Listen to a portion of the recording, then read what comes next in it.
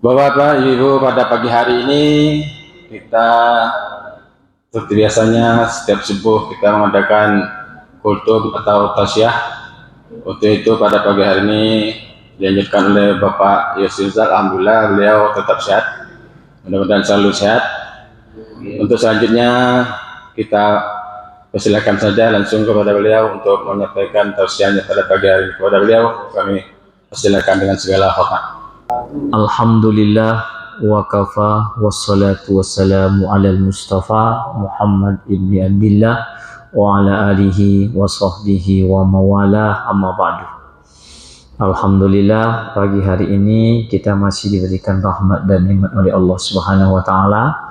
Alhamdulillah selesai salat subuh berjamaah, mudah-mudahan ibadah ini diterima oleh Allah Subhanahu wa taala. Salawat dan salam untuk baginda Rasulullah sallallahu alaihi wasallam dengan ucapan Allahumma salli ala sayyidina Muhammad wa ala ali sayyidina Muhammad. Bapak dan Ibu yang dimuliakan Allah, sebelum tarawih tadi malam judulnya i'tikaf ya. Ya. Saya hanya mengulang tentang kajian itu. Ya. Dalam surah Baqarah itu begini. Wa ahidna ila Ibrahim wa Ismaila an tahhira baitiya lit-ta'ifina wal 'akifina wa ruk'i sujud. Kami telah memerintahkan kepada Ibrahim. Ini Ibrahim dulu Pak ya. Dan Ismail untuk membersihkan Ka'bah, Masjidil Haram. Tujuannya apa? Lit-ta'ifin, untuk orang-orang bertawaf.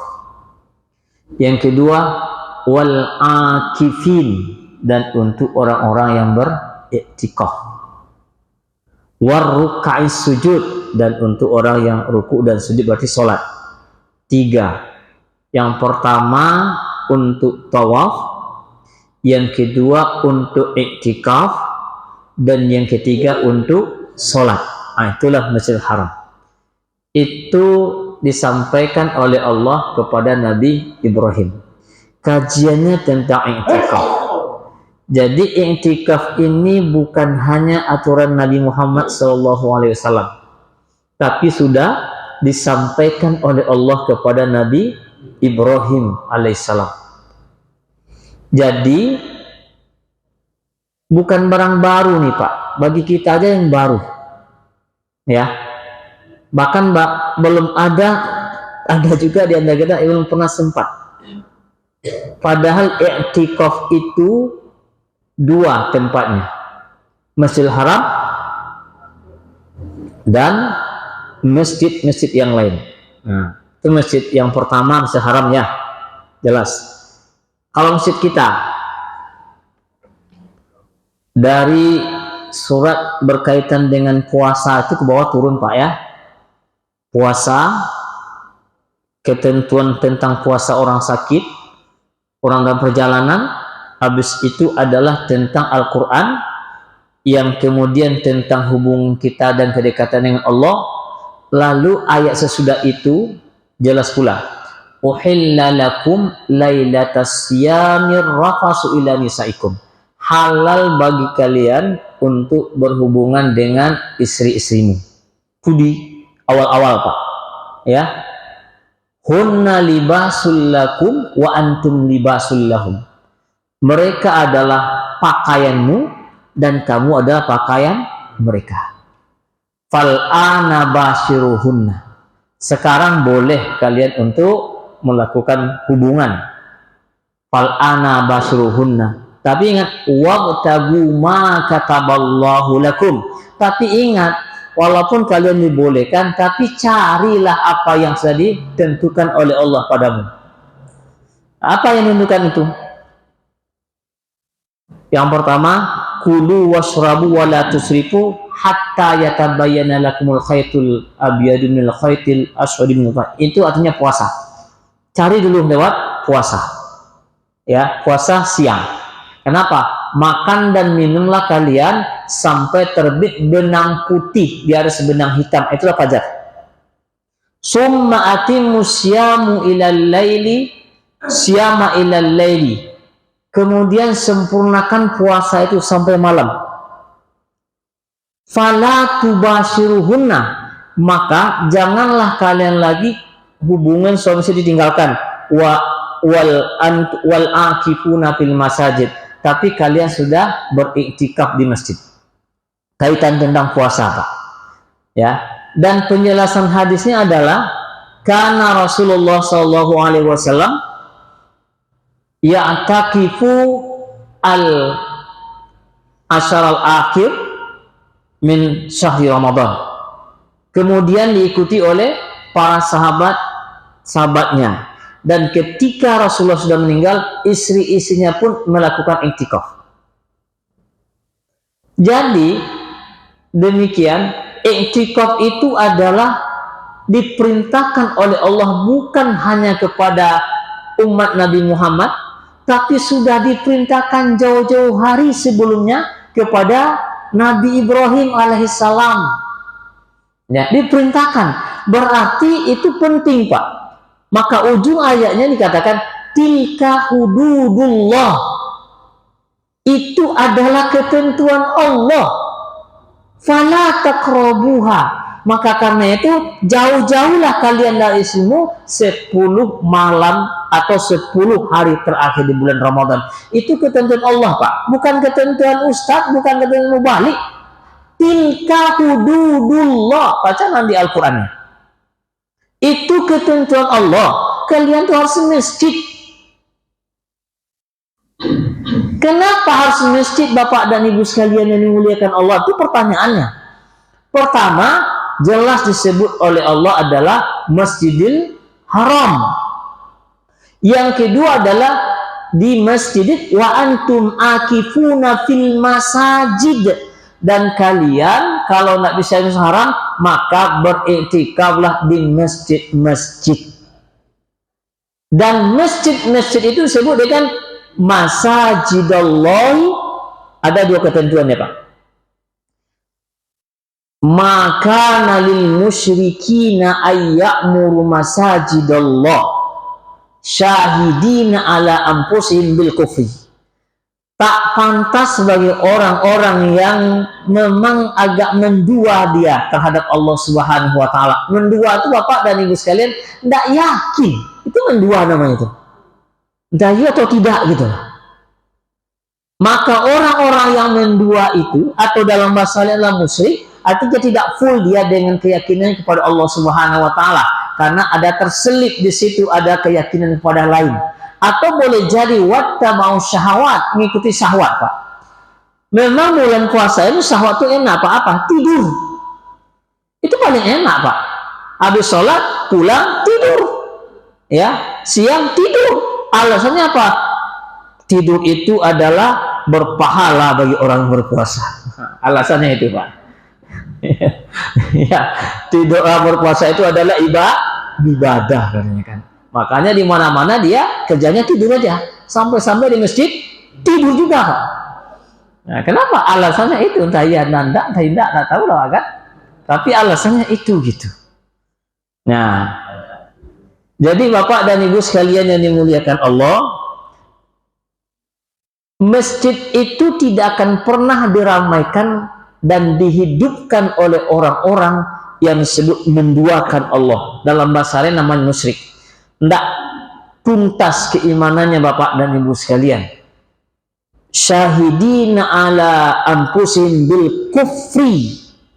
Ya, bil kufri. Mereka adalah nampak dia keengkarannya kepada Allah Subhanahu wa taala. Dia tidak akan mampu Bapak dan Ibu sekalian. Kenapa? Dia nampak kufur itu kan engkarannya, Pak. Kata bahasa lain itu adalah tertutup. Dia sudah sampaikan tapi dia tidak mendengar. Itu tertutup, Pak.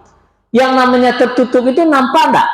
Enggak. Itu di balik itu tuh kita tertutup ke sini, Pak. Itu enggak kelihatan. Begitu juga dengan orang yang kufur itu adalah tertutup dari kebenaran. Tertutup dari pengetahuan dia. Kenapa? Karena boleh jadi ada yang menutupnya. Yang menutup itu adalah dirinya. Dan yang menutup itu adalah setan yang sengaja menutupkan kepada matanya. Itulah yang menutup itu. Maka orang itu tak akan bisa meramaikan masjid Allah. Innama ya'muru masajidallah. Dan sesungguhnya yang bisa meramaikan masjid Allah itu adalah orang-orang man amana billahi wal yawmil akhir, yang percaya dengan Allah dan hari akhirat. Wa aqamas shalah wa ataz zakah. Dia bisa mendirikan sholat dan menunaikan zakat. Walam yakhsha illallah, dan takutnya hanya kepada Allah. Allah itu yang ditakutin, kita kan tidak kenal, Pak. Tidak takut dengan Allah. Yang ditakutinya adalah aturan Allah itu dia jalankan apa tidak. Yang ditakutkan itunya, Pak.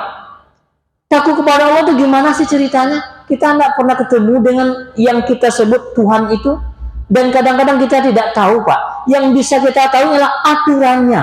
Maka aturan itulah yang bisa menuntun kita untuk takut kepada pemilik aturan, Pak. Aturannya jelas tadi kalau itikaf tadi. Tilka hududullah. Itu adalah ketentuan Allah. Bukan ketentuan dibuat-buat, Bapak dan Ibu sekalian. Jadi takut atas ketentuan Allah itu ketika dilanggar. Maka itu artinya apa? Menentang apa tidak? Atau tak peduli? Tak pedulinya bukan kepada aturan, Pak. Tak peduli kepada dirinya. Kenapa? Karena dengan seenaknya mensepelekan aturan Allah Subhanahu wa Ta'ala. Dan contohnya ada, Pak. Siapa contohnya? Nabi. Nabi itu itikaf, Pak. Berapa? Tadi sebutkan hadisnya. Nabi itu itikafnya adalah 10 malam terakhir di bulan Ramadan itu dia itikaf, Pak. Setiap bulan Ramadan. Bahkan sebelum dia meninggal dunia itu, dia lebih banyak beriktikaf daripada itu. Kenapa dia beriktikaf itu, Bapak dan Ibu sekalian? Pertanyaannya begini. Kenapa dianjurkan beriktikaf? Dan di tempatnya di masjid. Dalam Al-Quran itu jelas, Bapak dan Ibu sekalian. Ramadan ini adalah bulan yang spesial. Kenapa saya katakan spesial? Karena Ramadan ini tidak diberikan kepada umat yang lain. Kalau umat-umat yang lain itu, Bapak dan Ibu sekalian, Nabi itu pernah protes. Ya Allah, umat-umat lain itu Engkau berikan umur yang sangat panjang. Mereka bisa beribadah sampai 500 tahun, Pak. Ada bisa kita ngejar 500 tahun, umur kita tidak sampai. Bahkan umur Nabi Isa, Nuh alaihissalam itu, wa arsalna Nuhan ila qaumihi falabisa fihim alfasanatin illa khamsina am. Kami utus Nuh itu kepada kaumnya, maka dia berdakwahlah selama 1000 tahun kurang 50. Itu bahasa Al-Quran. Berapa tuh? Lain masih nyambung, kira lalu tadi kan. Ya kalau ditanya udah nyambung, tahu Ustaz peduli mana ya kan. Atakan loh. Khamsa alfasanatin illa khamsina. 950 tahun. Itu dia berdakwah, Pak. Berdakwahnya gitu tuh. Umurnya tentu lebih semacam itu. Ya, itu dakwah aja. Mungkin tidak dari kecil dia berdakwah kan. Biasanya umur 40 tahun itu sudah diangkat. Nabi Muhammad umur 40 tahun diangkat jadi Rasul. Baru dia berdakwah. Kalau tambah 40 berarti 1000 kurang 10 tahun. Nah, itu umurnya, Pak. Berdakwahnya. Orang beribadah 500 tahun. Mana ada umur umat Nabi Muhammad yang sepanjang itu? Tidak ada. Tidak akan pernah ada, Bapak dan Ibu sekalian. Kenapa? Nabi Muhammad itu umurnya dikatakan, berapa umur umatku? Nabi mengatakan, a'maru ummati ma baina sab'ina wa sittin. Tahu artinya itu? 60 sampai 70. Di itu. Ya, 60 sampai 70. Kalau sudah sampai 60, siap-siap jalan ya. Ya, karena segitulah umurnya. Ya, umur kita umat Nabi Muhammad antara 60 sampai 70. Nah, tidak akan terkejar Bapak dan Ibu untuk beribadah selama 500 tahun atau sampai 950 tahun. Tidak akan dapat. Tapi dispesialkan umur umat Nabi Muhammad ini singkat, tapi diberikan jatah untuk awal masuk surga. Terakhir datangnya kemudian diberikan jatah awal masuk surga, kata Rasulullah SAW. Lalu bagaimana caranya mengejar? Kok bisa dimuliakan semakin? Karena pertama diberikan Ramadan, Pak. Umat yang lain tak ada Ramadan, tidak diberikan oleh Allah Subhanahu Wa Taala. Itulah yang dikatakan Allah, engkau wahai Muhammad dan umatmu saya berikan kekhususan sehingga bisa menyaingi ibadah umat-umat yang lalu. Bagaimana caranya? Saya kasih untuk kamu Ramadan. Ini Ramadan sekarang ya. Makanya dilipat gandakan pahalanya Bapak dan Ibu sekalian di Ramadan ini. Nah, di dalam Ramadan saya kasih satu lagi. Apa yang selagi itu ada namanya malam Qadar. Awak menyebutnya malam Qidr. Kalau malam Qadar, malam kemuliaan, awak tak cari kemuliaan, Pak. Kenapa? Karena dulu ramai. Awal saya wirid di sini bulan Ramadan tanggal 1-nya Pak, ramai sampai ke sana. Tiba sampai kini mau gigi orang tua aja, Pak. Sikocek gitu kan. Alhamdulillah itu aja kan. Nah, ya tinggal berapa biji gitu kan. Nah, begitulah. Atau model ekor tikus. Awalnya luar biasa besar, tapi di ujung kene kan. Nah, gitulah, Pak. Itu namanya malam, bagi kita itu malam Qadar. Qadar sebuahalanya, bukan malam kemuliaan yang disebut. Ya, makanya Bapak dan Ibu sekalian, malam kemuliaan itulah kita tidak tahu waktunya kapan. Tidak tahu kapan waktunya. Tetapi Bapak dan Ibu sekalian yang dimuliakan Allah, yang jelas terjadinya malam kemudian itu pertama adalah tanggal 17 Ramadan. Itu sepakat ulama, Pak. Ya. Kenapa tanggal 17 Ramadan? Karena disitulah awalnya Al-Quran diturunkan. Inna anzalnahu fi lailatul qadar. Iqra itu 17 Ramadan, Pak. Jadi sebelum tanggal 21 ke atas. Makanya kata ulama itu mengatakan rugi kalau seandainya kita hanya itikaf malam 21. Kenapa? Harusnya mulailah itikaf itu adalah dari awal, karena kita tidak tahu kapan malam yang 1000 yang lebih baik dari 1000 bulan itu datangnya. Nah, itu sebagian ulama mengatakan gitu. Tapi tak apa-apa Bapak dan Ibu sekalian, karena ada prediksi Nabi juga.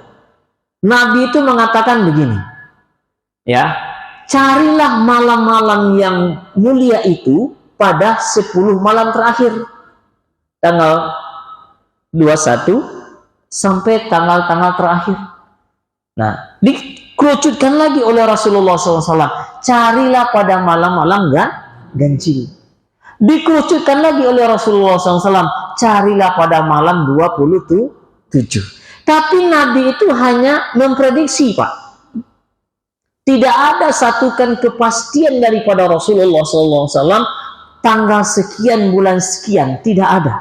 Tapi dia hanya memberikan dorongan kepada kita agar menyiapkan diri. Makanya selain dia memberikan dorongan, dia sendiri yang mengencangkan ikat pinggangnya, Pak. Awak dilonggarkan ikat pinggangnya kan? Ini dikencangnya kainnya tuh, dilongkuatkannya untuk apa? Untuk bisa lama dia berdiri, Bapak dan Ibu sekalian. Saat itulah, bangun, kan kepada istrinya.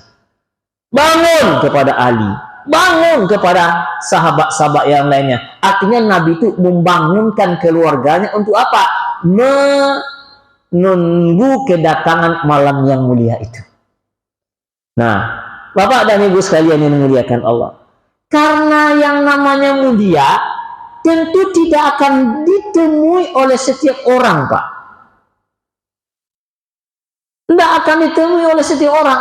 Walaupun sama-sama begadang lah kan, sama-sama bangun, sama-sama dibuka incik matua, tapi ada yang membuka incik matonya di warung kopi. Ada kan? Oh, ada Pak. Ada yang bangun di mana? Di tempat-tempat yang lain. Main apa? Main domino. Balok enamnya kan? Balok. Kan masih bangun Bapak dan Ibu sekalian. Makanya yang mulia tidak akan menemui orang-orang yang tidak mulia. Innallaha thayyib la yaqbalu illa thayyib. Innallaha jamil la yuhibbu illa jamal. Allah itu baik dan tidak akan menemui kecuali yang menerima kecuali yang baik. Allah itu indah dan tidak akan menerima kecuali yang indah juga. Makanya Bapak dan Ibu sekalian yang dimuliakan Allah, tempat yang paling baik di dunia ini adalah masjid, Pak. Tidak ada lain daripada itu. Ya, tempat yang paling terbaik itu adalah masjid. Makanya kalau yang paling mulia itu adalah Masjidil Haram. 100.000 kita sholat di Masjidil Haram itu Bapak dan Ibu sekalian, 100.000 pahalanya dibandingkan dengan masjid yang lain. Makanya ada sebagian orang mengatakan, lah dapet dah 100.000 nggak usah pergi ke masjid lain ini kan. Ada juga semacam itu pun dapet Bapak dan Ibu sekalian. Ya, 100.000. Kemudian apa? Di Masjidil Madinah itu luar biasa juga pahalanya. Masjidil Aqsa. Makanya perintah itu adalah untuk ziarah itu Masjidil Haram, Masjidil Nabawi dan Masjidil Aqsa. Ziarah itu ke situ Bapak dan Ibu sekalian. Tapi kalau tidak, masjid yang ada di tempat itu adalah tempat yang mulia. Namanya adalah masjid. Dalam bahasa lain, masajidallahi. Masjid milik Allah. Maka ketika ada orang dalam masjid ini Bapak dan Ibu sekalian mengumumkan sesuatu yang hilang, maka Nabi mengatakan, insya Allah dia tidak akan pernah ditemukan barang yang hilang dalam masjid. Tidak boleh Pak. Ya, yang hilang saja dicari masjid kan, anak ketemu dia. Nabi mengatakan sebenarnya itu, dia doakan, tidak akan ketemu masjid. Tak begitu juga di masjid ini, ya, berjual beli, apapun model jual belinya Bapak dan Ibu sekalian, tak dibolehkan dalam masjid. Ya, itu masjid. Makanya masjid ini adalah tempat yang paling mulia. Ketika orang datang ke masjid, dia adalah tamu-tamu Allah. Ketika dia tamu Allah, siapa yang jaga keamanannya? Allah, Pak. Yang menjaga itu pasti Allah. Itu keyakinan kita. Yang menjaga itu adalah Allah. Kalau dia menurunkan satu malam yang sangat mulia, wajarkah didapatkan oleh orang-orang yang mengerjakan masjid? Wajar Bapak dan Ibu sekalian. Wajar. Kenapa? Dia adalah tamu Allah yang bekerja untuk mencari ridho Allah, maka dia di tempat yang paling mulia, di masjid Allah, maka orang itulah yang siap untuk mendapatkan malam kemuliaan tadi Bapak dan Ibu sekalian. Tapi tidak ada jaminan juga. Apalagi yang tidak pernah datang. Yang tak pernah datang, gimana dia mengatakan itu? Tapi bisa tidak dia mengambil pembelajaran daripada ayat Al-Quran yang tadi, surah Al-Baqarah sama-sama, dan surat Al-Baqarah dua-duanya Bapak dan Ibu sekalian. Itu pembelajaran yang sangat luar biasa. Ya, tinggal bagaimana kita menyikapi dengan ketentuan Allah Subhanahu wa Ta'ala. Yang jelas masjid ini adalah tempat yang mulia, yang akan turun malam yang sangat mulia, kemudian orang yang mendapatnya akan menjadi orang yang mulia. Nah, itu pendahuluan. Ada enggak pertanyaannya, Pak? Nah, saya yang ada tumpah itu. Jadi kalau Allah yang mendapatkan Lailatul Qadar itu ada tanda-tanda. Apa? Ada tanda bagi orang yang mendapatkan Lailatul Qadar itu. Bapak dan Ibu sekalian yang dimuliakan Allah. Qadar itu artinya 3. Ya. Lailah pasti malam. Itu bukan siang. Qadar artinya 3. Yang pertama qadar itu adalah sempit. Innallaha yabsutur rizqa liman yasha'u wa yaqdir. Qadar. Allah melapangkan rezeki dan menyempitkannya. Jadi malam qadar itu artinya malam yang sempit. Sempitnya ada dua. Sempitnya dari sisi waktu, dia hanya kalamhil basar, seperti kerdipan mata, cepat yang qadarnya. Kemudian yang kedua, sempitnya malam itu karena tanazzalul malaika. Kalau satu malaikat, malakun. Kalau banyak malaikat, malaika. Turunlah semua malaikat. Malaikat itu jumlahnya sangat banyak, tidak bisa dihitung oleh kita. Tanazzalul malaikatu waruh. Turunlah malaikat dan ruh. Yang mengatakan ruh itu adalah pemimpin malaikat Jibril. Malaikat turun, kalaulah seandainya malaikat itu diberikan fisik oleh Allah seperti kita, seperti yang diceritakan dalam ayat lain, Harut wa Marut, ya, diberikan fisik, maka kita pun tidak akan bisa bergerak kemana-mana, Pak. Saking banyaknya malaikat itu turun, itu namanya sempit. Sempit dari sisi waktu singkat dan sempit dari sisi tempat. Itulah malam kemuliaan itu. Kenapa? Karena di situ kan turun Al-Quran, Pak. Ketika Al-Quran turun harus dijaga. Ya, yang menjaganya bukan Allah saja, tapi semuanya dijaga. Termasuklah malaikat itu untuk mengiringi turunnya Al-Quran itu. Nah, itu pertama qadar sempit. Yang kedua adalah mulia. Mulianya mana? Wa ma qadarullaha haqqa qadrih.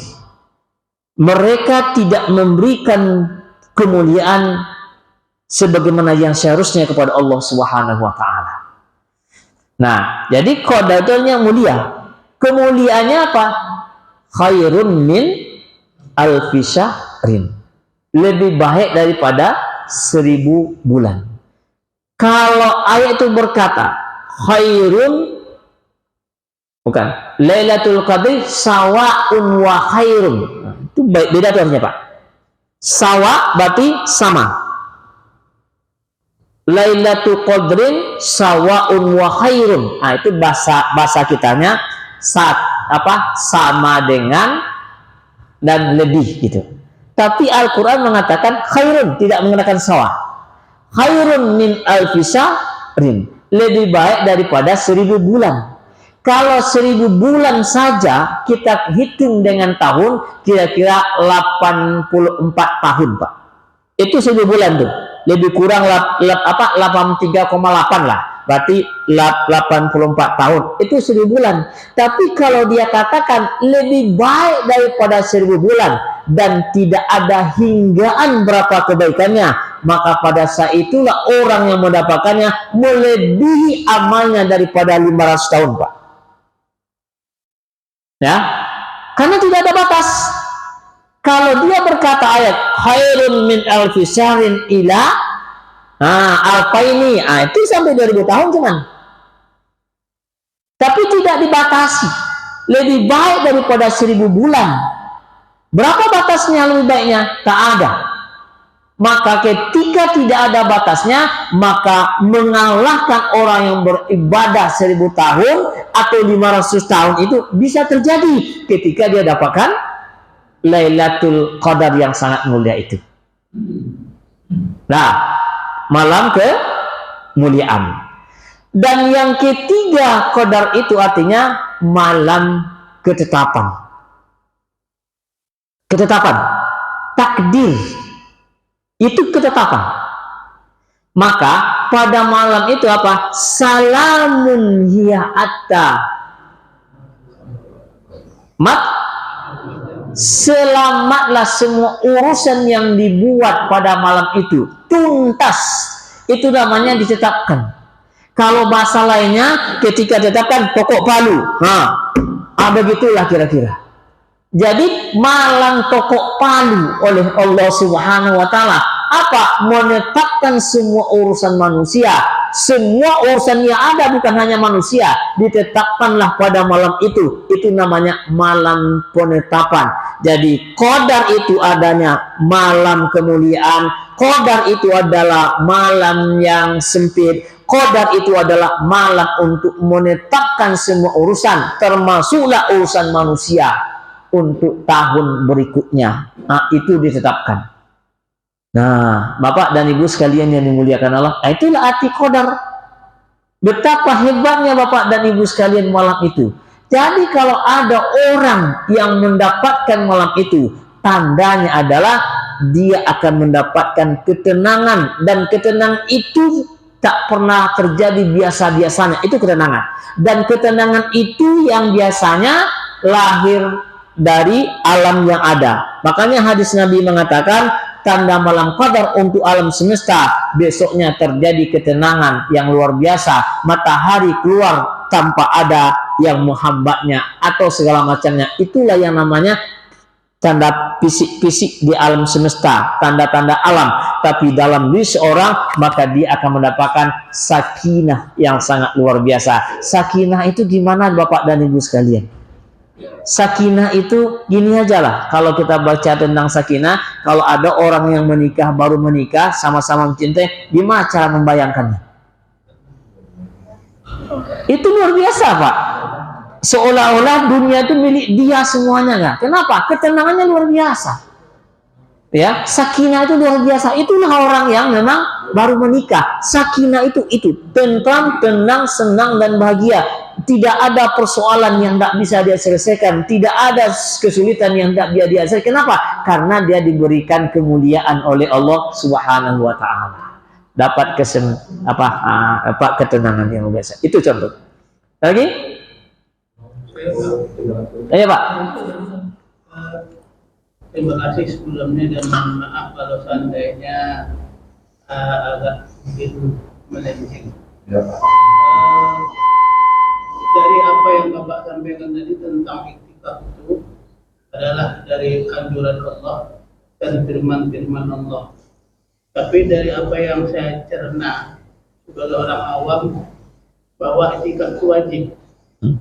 Apa yang Bapak sampaikan tadi. Di sini apa batas wajib dilakukan berpahala, tidak berdosa? Nah, Bapak dan Ibu sekalian, ini masalah fikih. Fikih itu ditetapkan oleh ulama. Nabi tidak mengatakan ini wajib atau sunat. Ini masalah fikih. Ya, tarawih itu fikihnya adalah sunnah. I'tikaf itu fikihnya adalah sunnah. Ya, itu masalah ketetapan para ulama dalam menetapkan hukum. Itu berasal daripada usul fiqh. Lihat konteks yang ada. Yang saya sampaikan tidak melihat kajian dari usul fikih dan tidak dari fikih Pak. Tetapi yang saya lihat adalah kesempatan untuk mendapatkan sebaik-baiknya. Itu yang saya sampaikan ya. Nah, sama dengan tarawih Pak. Tarawih itu kan luar biasa. Cuma orang gampang-gampangkan gitu. Kenapa? Karena menganggap sunat. Ya Pak ya, menganggapnya dia sebagai sunat. Pengaruh daripada fikih yang ada dengan sunnah. Padahal tarawih itu apa? Man qoma ramadhana imanan wa ihtisaban ghufira lahu Pak. Diampuni. Yang kita kejar bukan jumlah rakaatnya, yang kita kejar patokannya ada hukumnya yang kita kejarkan. Tapi tidak kita kejar saya mau dapat ampunan atau tidak gitu. Patokannya di situ. Kalau kita hanya mengejar, ini kan sunat. Ini kan boleh ditinggalkan. Kalau itu menjadi patokan kita dalam beribadah, maka kita akan membeda-bedakan ibadah itu Bapak dan Ibu sekalian. Ini yang wajib. Ini yang sunat. Makanya dibedakan orang sholatnya Pak. Kalau tarawih itu, enggak usah lah pakai doa iftitah lah, ngapain pakai doa iftitah. Padahal yang kita cari bukan jumlah rakaat. Yang kita cari itu adalah mau diampuni apa tidak. Kalau orang mau diampuni dosanya pasti dia sempurnakan dengan sungguh-sungguh Pak. Tapi kalau dia hanya mengatakan, kok kan sunnah gitu kan, biasa-biasa aja. Itu yang saya sampaikan di situ Pak. Jadi saya tidak menyampaikan tentang hukum. Saya hanya mendorong kita untuk menjadikan yang diperintahkan oleh Allah itu kita laksanakan dengan sungguh-sungguh. Nah itu aja. Nah gitu Pak ya. Nah, jadi saya tidak bicara tentang fikihnya Pak. Saya bicarakan semua yang diperintahkan, jalankan sajalah dengan sungguh-sungguh, pasti Allah akan senang kepada orang menjalankannya, daripada kita bicara tentang kok kan sunatnya. Gitu Pak ya. Ini sama dengan tarawih itu Bapak dan Ibu sekalian. Jadi akhirnya apa? Orang menganggapnya akan biasa-biasa saja. Tapi jadikanlah semua momen itu adalah momen yang memang mencari ridho Allah. Ketika kita laksanakan momen apa saja, Bapak dan Ibu sekalian, intikaf di sini kan dapat pahala Pak ya. Kemudian Bapak tunggu sholat suruh. Orang pergi ke haji Bapak dan Ibu sekalian, belum tentu dia dapatkan ibadah haji. Tapi ketika Bapak duduk di sini sebentar sampai suruh terjadi, nanti sholat 2 rakaat, hadisnya jelas tuh. Tuh, mana dia? Itu kan? Udah tutup, enggak nampak. Ada hadisnya sini jelas tuh. Ya. Tunggu 2 rakaat. Saja 2 rakaat nunggu, dapat nilai ibadah, pahala umrah dan haji sempurna-sempurna. Bukan berarti kalau dapat nilai haji umrah, enggak usah naik haji dan umrah. Itu jangan patokan situ. Tapi kita akan dapat nilai. Kenapa? Karena kita menjalankan perintah Allah dengan sungguh. Gitu ceritanya Pak. Nah, kan sunatnya kan. Jangan kita yang kita cari yang dijanjikan Allah itu gitu. Jangan dipatokkan kepada sunnah, mubah, wajib. Kalau itu patokan kita semuanya Bapak dan Ibu sekalian, saya contoh begini. Kalau kita bangun rumah, soal itu tiang kan? Ya. Kalau kita bangun rumah, kalau kita bangun tiang pondasinya seberapapun luasnya Bapak dan Ibu sekalian, tapi jangan dibangun dindingnya, jangan dibangun ataunya, pelafonnya, bisa tempati. Bisa. Berapapun Bapak bangun tiang, pondasi sekuat-kuatnya kan, jangankan sepele kan, pondasinya itu 10 sak semen gitu ya, kuatnya pondasinya, tapi tidak dibangun yang lain-lainnya. Kemudian bisakah dia jadikan sebagai rumah? Tak. Makanya bangun rumah itu pondasinya dibangun, itu tiang, as-sholatu imaduddin, tiangnya sholat. Tapi jangan lupa Bapak dan Ibu sekalian, bangun juga atapnya. Atap masih mendingan Bapak dan Ibu sekalian. Bangun juga plafonnya, bangun dindingnya. Apakah cukup? Tidak. Bangun hias-hiasannya, hiasan-hiasannya. Barulah rumah itu nikmat untuk ditempati Bapak. Itulah agama sebenarnya. Saya sholat sajalah, yang lain itu nanti ajalah. Nggak bisa. Ya. Kenapa? Sholat itu tiang, bangunlah tiang di sebanyak-banyaknya, tapi tidak membangun yang lain. Makanya Umar pun, Abu Bakar pun pernah berkata Pak, man farraqa baina sholati wa zakat, siapa yang membedakan antara sholat dengan zakat. Dia sholat iya, tapi dia tak peduli dengan orang-orang miskin, tak mau melakukan zakatnya. La aqtulanna, saya akan perangi. Dan itu terbukti dalam sejarah Bapak dan Ibu sekalian. Banyak orang sholat, nanti untuk orang miskin itu nanti aja lah. Nantilah, matinya itu baru dibagi ke orang miskin. Begitulah. Jadi agama itu begitu Pak, indahnya ketika kita terjun ke dalam agama itu dengan semuanya. Tapi kalau hanya pilih-pilih satu-satu Bapak berdasarkan hukumnya, maka agama itu akan terasa sempit dan tidak nikmat untuk dilaksanakan Bapak, dan kaku kita dalam beragama itu. Barangkali itu Bapak dan Ibu sekalian yang dimuliakan Allah. Jadi mudah-mudahan kita bisa dibukakan hatinya untuk mendekatkan diri kepada Allah selama Ramadan yang masih tinggal Pak. Ingat sampaikan tadi, belum tentu umur kita akan sampai tahun depan. Apalagi saya bilangkan umur umat Nabi Muhammad itu berapa? Sebelum itu Pak, datang-datanglah ke masjid itu. Demikian, assalamualaikum warahmatullahi wabarakatuh.